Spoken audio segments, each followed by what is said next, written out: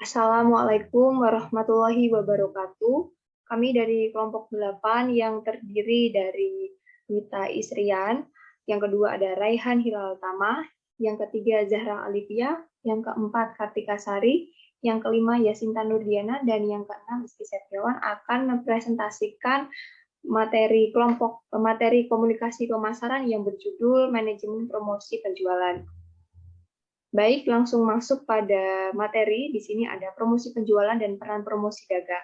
Di sini saya akan menjelaskan promosi penjualan yang dimana merupakan bagian dari bauran promosi dan sangat penting bagi kelangsungan hidup perusahaan dengan adanya promosi yang mendorong penjualan produk yang ditawarkan oleh perusahaan baik berupa barang atau jasa.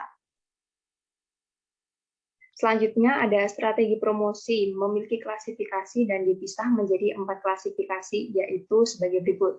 Yang pertama ada customer promotion, memiliki tujuan mengajak konsumen agar melakukan pembelian, penjualan produk atau jasa yang ditawarkan.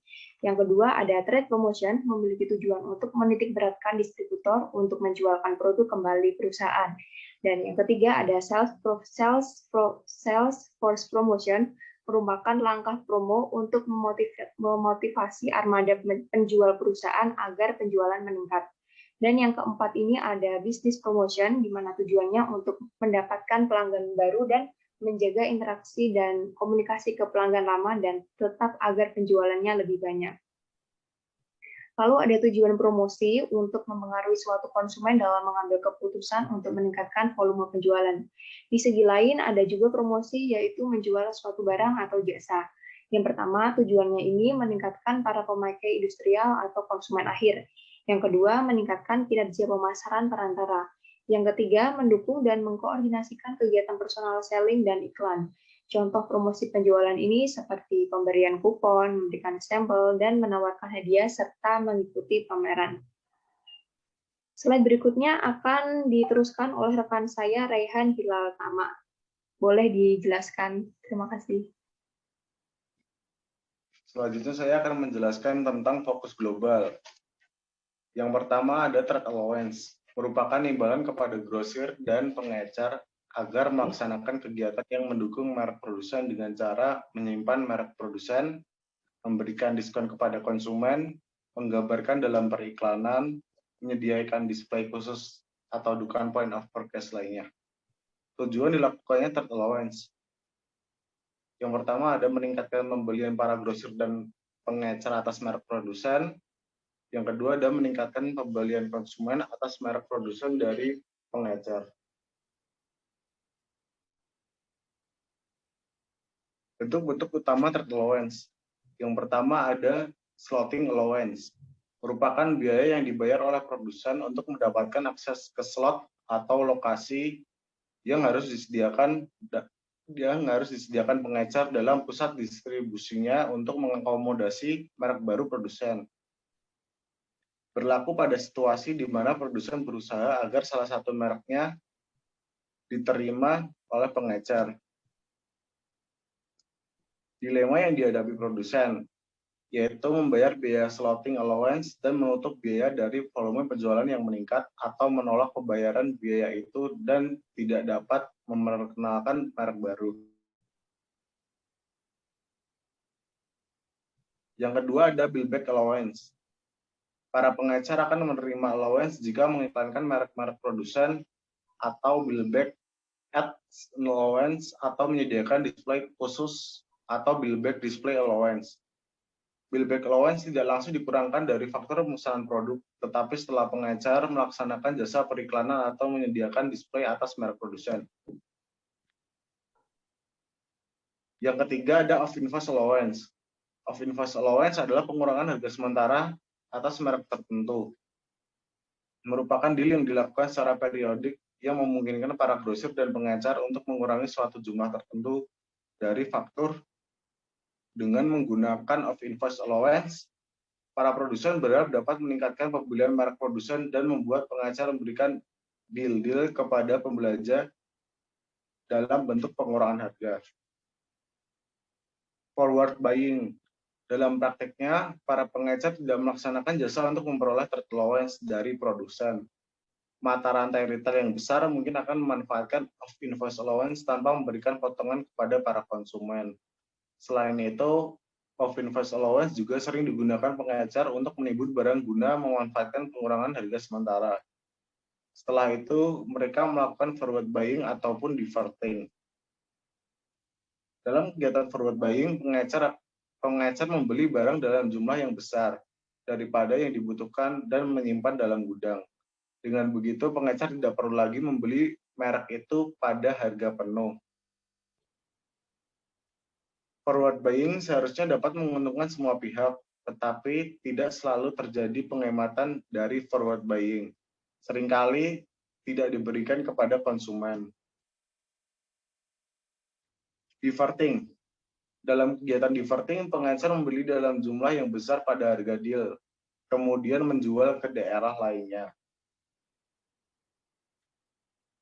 Selanjutnya, everyday low price adalah pendekatan harga di mana produk ditawarkan kepada pengecer dan konsumen dengan biaya rendah yang konsisten daripada mengurangi harga secara berkala melalui kegiatan promosi penjualan. Dalam hal ini, perusahaan menetapkan harga rendah dan mempertahankannya dalam jangka waktu yang lama. Ini adalah alternatif dari strategi yang mengandalkan potongan harga jangka pendek seperti kupon, rabat, dan penjualan khusus.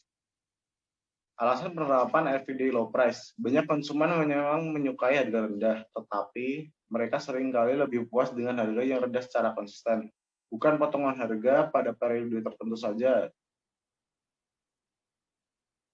Keuntungan everyday low price.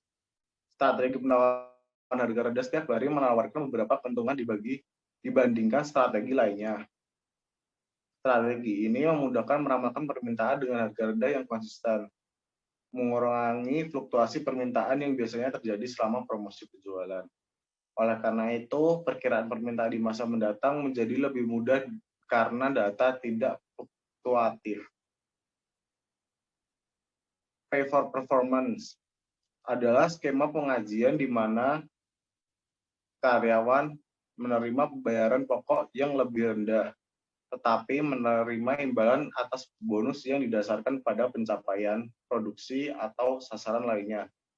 Skema seperti ini dapat membantu meningkatkan produktivitas karyawan.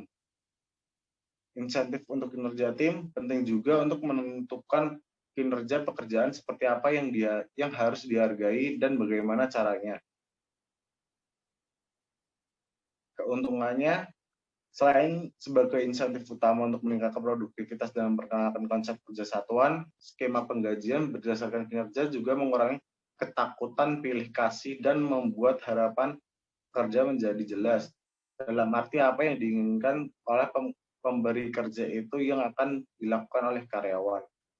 Skema ini dapat menyebabkan sikap kerja yang tidak bersahabat, seperti pada saat volume pelanggan rendah ketika banyak karyawan yang dapat bersaing untuk mendapatkan perhatian dari satu pelanggan. Jika pelanggan telah dibantu oleh lebih dari satu karyawan, kebencian lebih lanjut dapat terjadi jika komisi diambil oleh siapapun yang kebetulan melakukan penjualan akhir.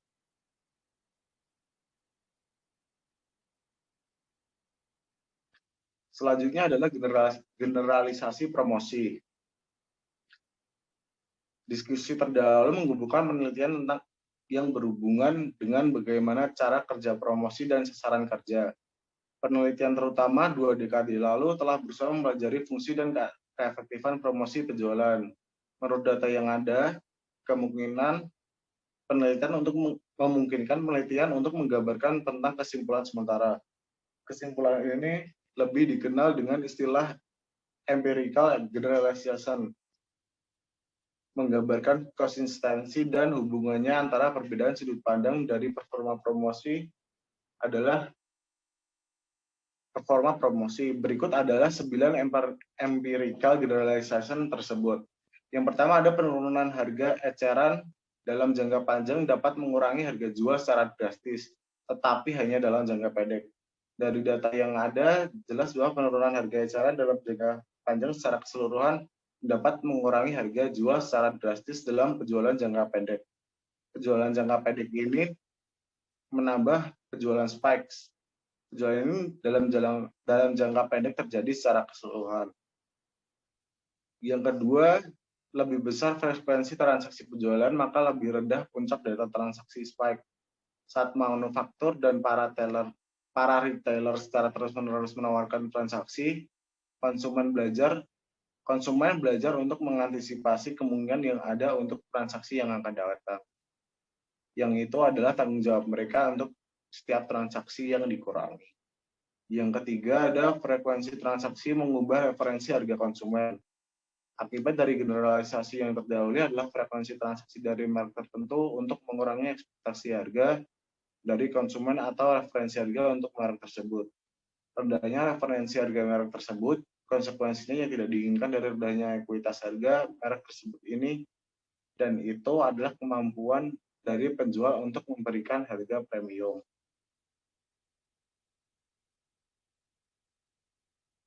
Keempat, ada retailer meninggalkan kurang dari 100% transaksi perdagangan. Realitas sederhananya adalah transaksi perdagangan manufaktur yang mempunyai ciri khas yaitu memberikan penawaran kepada retailer, yaitu discount of invoice, tetapi tidak selalu diberikan kepada semua konsumen berdasarkan penawaran manufaktur. Mengatakan 15% dari off invoice, mungkin hanya 60% dari retailer yang akan memperpanjang untuk konsumen dengan harga eceran rendah. Tingginya harga pasar akan mengurangi elastisitas transaksi. Berdasarkan harga barang merek tertentu diciptakan oleh retail 20%, penjualan tersebut meningkat 30%. Generalisasi 5 menyarankan bahwa merek tersebut memegang peranan yang besar pada market share. Yang keenam, promosi iklan dapat mengakibatkan bertambahnya kegiatan transaksi jual beli. Perhitungan dari penawaran penelitian mengatakan bahwa keuntungan dari bertambahnya kegiatan transaksi jual beli adalah kegiatan brand dealing. Saat menjelaskan pada retailer keunggulan dari periklanan transaksi merek, beberapa konsumen akan berpindah toko. Jika hanya dalam waktu singkat harus mengambil keuntungan dari toko lain dibandingkan dengan mereka yang mempunyai toko-toko biasa. Yang ketujuh, keistimewaan dari periklanan dan operasi yang menunjukkan sinergi dengan pengaruh penjualan oleh merek yang tidak diperhitungkan. Saat merek ditempatkan pada harga transaksi secara keseluruhan bertambah. Saat merek ditempatkan pada harga transaksi dan diperlihatkan pada retailer, keistimewaan periklanan, maka dengan demikian penjualan akan bertambah. Saat ditempatkan pada harga transaksi yang dimana adalah keistimewaan periklanan dan akan mendapatkan perhatian khusus, penjualan akan bertambah sangat banyak sekali. Yang ke-8 ada promosi. Promosi adalah salah satu dari produk kategori yang mempengaruhi penjualan dari merek yang melengkapi, dan kategori bersaing yang menarik di sini adalah saat merek pada kategori produk khusus akan dipromosikan, penjualan dan mereka yang melengkapi dan kategori bersaing seakan-akan dibuat. Yang ke-9 ada efek dari promosi tinggi dan rendahnya kualitas merek adalah asimetris. Saat merek kualitas tinggi dipromosikan mengatakan bahwa kekuatan dari pengurangan harga adalah kecenderungan untuk merek yang menarik dari penjualan dari produk dengan harga murah berasal dari produk yang berkualitas rendah.